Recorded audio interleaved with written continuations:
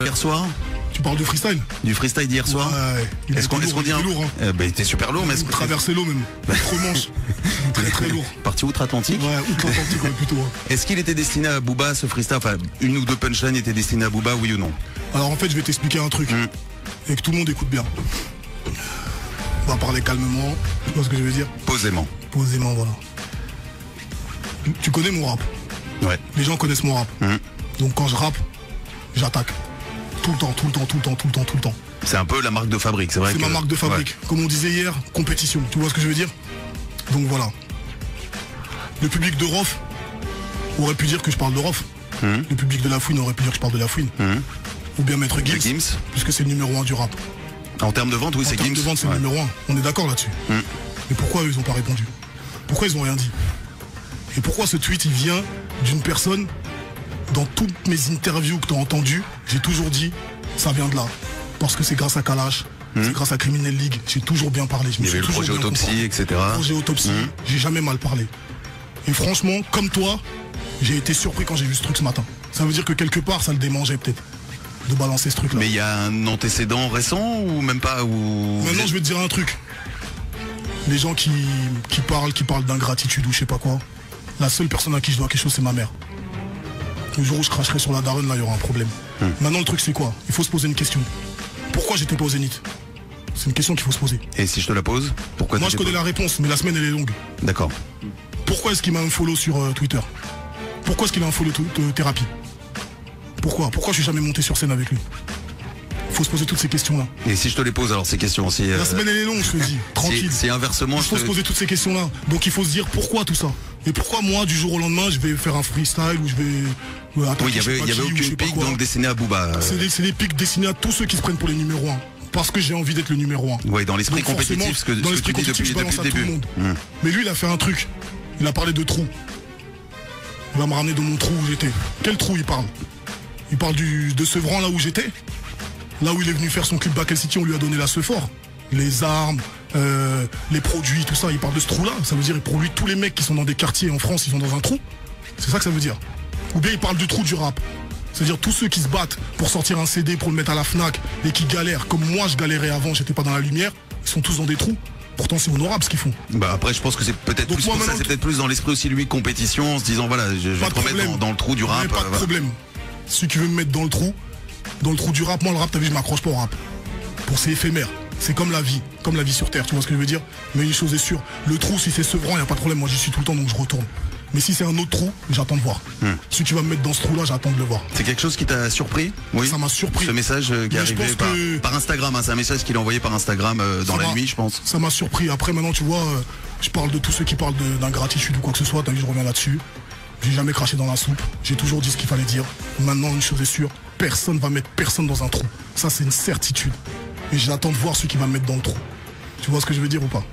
Voilà, ça c'est ma réponse. Bon, et concernant les autres questions, tu répondras peut-être dans la semaine ou plus tard sur un jour si Dieu veut. Ou un jour, un autre jour. Voilà, maintenant il y aura peut-être des petites photos sur internet, c'est des petits trucs, c'est les petits montages, les trucs marrants, tu vois ce que je veux dire. Moi je vais retourner dans mon trou, il n'y a pas de problème, à une condition. Si lui retourne dans la forêt, à Meudon-la-Forêt. Il retourne à Meudon-la-Forêt avec les 7 nains et les cabanes enchantées et compagnie. Moi je retourne dans mon trou à Sevran, il n'y a pas de problème. Tu vois ce que je veux dire? Ouais, alors donc au niveau du rap, toi tu te passes en tant que compétiteur. Compétiteur. C'est comme ça. T'écoutes tous mes freestyles. J'attaque. Sans pour autant donner une cible précise, sans j'ai pas que ça à faire. Ça veut dire que t'as vu, s'il y a un truc, je l'aurais dit direct, mais ça se passe direct dans la rue, tu vois ce que je veux dire? Bon, est-ce qu'on peut dire que là la parenthèse est fermée pour l'instant? Y a pas de parenthèse pour moi. Moi c'est juste le mot trou que j'ai trouvé bizarre. Toi c'est ce qui t'a gêné dans le message, ouais. Parce que ça veut dire quoi, trou? C'est ça que j'ai trouvé bizarre. Ça. Bah s'il veut répondre, écoute, c'est pas sûr. De toute façon, allez lui demander à lui. Ouais. Pourquoi est-ce qu'il a une follow? Pourquoi tout ça? Faut lui demander à lui, c'est à lui qu'il faut poser la question. Pourquoi t'as fait ça? Oui, c'est pas tout à fait nouveau, ça c'est des choses qui se sont passées là durant les derniers mois où on essaie de comprendre. Il y a eu le Zénith, c'est vrai que toi tu n'as pas été au Zénith. On essaie de comprendre, tu vois, au départ j'ai donné une explication aux gens parce qu'il fallait trouver une explication avec thérapie, on a parlé parce que c'est la sagesse, tu vois ce que je veux dire? Mais moi la raison je la connais. Donc maintenant il faut lui poser la question à lui, pourquoi? Et pourquoi il a attaqué comme ça directement le lendemain? Donc quand il répondra, toi t'apporteras aussi et tu donneras des précisions. Moi j'ai toutes les réponses à tout. Mais il n'y a pas de trou. Ça, une chose qu'il faut savoir, c'est qu'il n'y a pas de trou. Et tu veux pas les donner maintenant par hasard les réponses? Non, là il faut écouter de la musique, là il faut balancer de la bonne musique. On va balancer du son. Je suis arrivé par Kalash et compagnie, mais comme on a parlé tout à l'heure, derrière il y a 63, derrière il y a Zo, derrière il y a Bouchon de Liège, derrière il y a l'album Or Noir. C'est moi qui l'ai écrit, c'est moi qui l'ai fait tout seul. Ça veut dire que si tu viens à un concert de Caris en te disant je viens le voir parce qu'il a fait Kalash, alors que je vois les gens, on a fait le tour de la France, on donne de la force aux gens. On voit beaucoup de monde, qu'on balance des morceaux, tout le monde saute. C'est une communion, on est ensemble. Je sais pas si tu vois ce que je veux dire. C'est-à-dire on donne du bonheur aux gens, les gens nous donnent du bonheur. Parce oui, pas que sur un seul morceau, pas que sur Kalash, c'est vrai. Voilà, on a fait des gros sons. Et il y a encore des gros sons qui vont arriver. Comme la réédition, elle tabasse tout la réédition. Tu vois ce que je veux dire en matière de rap hardcore, je connais pas d'autres rééditions comme ça personnellement.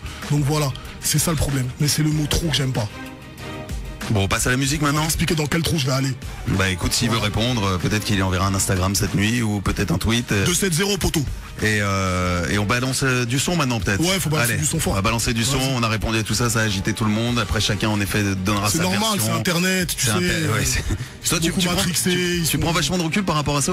Par exemple ce matin quand tu t'es réveillé, t'avais tous les messages, t'avais quoi? Ou t'avais d'autres choses à foutre? On me l'a dit. Moi je vais pas sur Twitter, je vais pas sur Facebook, je vais pas sur ces trucs là, tu vois. C'est des gens qui...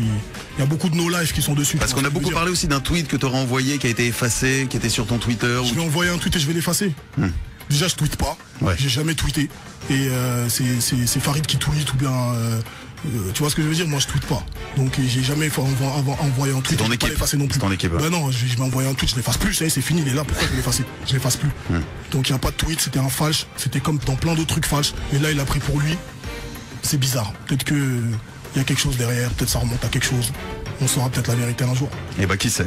En tout cas là on va se consacrer et se concentrer sur Or Noir part 2. Part 2 qui est dans les bacs, qui tabasse bien comme il faut, avec des gros sons bien sales. On va faire un live tout à l'heure de Sevran. Et bah très bien. C'est parti mon pote. Et on débute avec le à l'heure. Direct. Puisqu'il est pile poil 20h. Et c'est le début de Planète Rap avec